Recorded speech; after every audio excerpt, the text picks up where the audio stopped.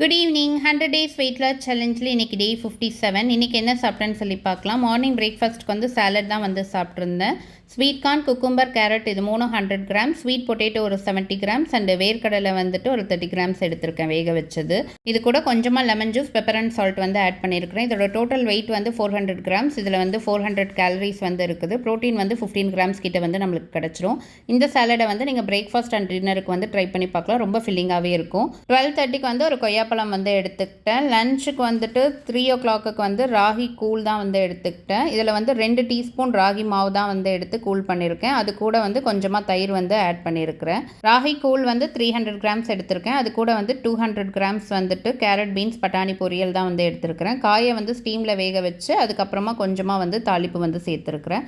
அது கூட வந்து 75 கிராம்ஸ் வந்து பன்னீர் வந்துட்டு கொஞ்சம் ஆயிலில் வந்துட்டு மிளகாத்தூள், உப்பு, இஞ்சி பூண்டு பேஸ்ட்டு வந்து சேர்த்து வந்து ஃப்ரை பண்ணி எடுத்துருக்கிறேன். நைட்டு டின்னருக்கு வந்து 6:30க்கு வந்துட்டு மாதுளப்பழம் ஒன்று, அது கூட வந்துட்டு ஒரு பாதி ஆப்பிள் வந்து ஆட் பண்ணியிருக்கிறேன். பெருசாக பசி இல்லை, அதனால் வெறும் ஃப்ரூட்ஸ் மட்டும் எடுத்து அந்த டேவை ஃபினிஷ் பண்ணியாச்சு. இன்றைக்கி வீடியோ அவ்வளோதான். நாளைக்கு பார்க்கலாம்.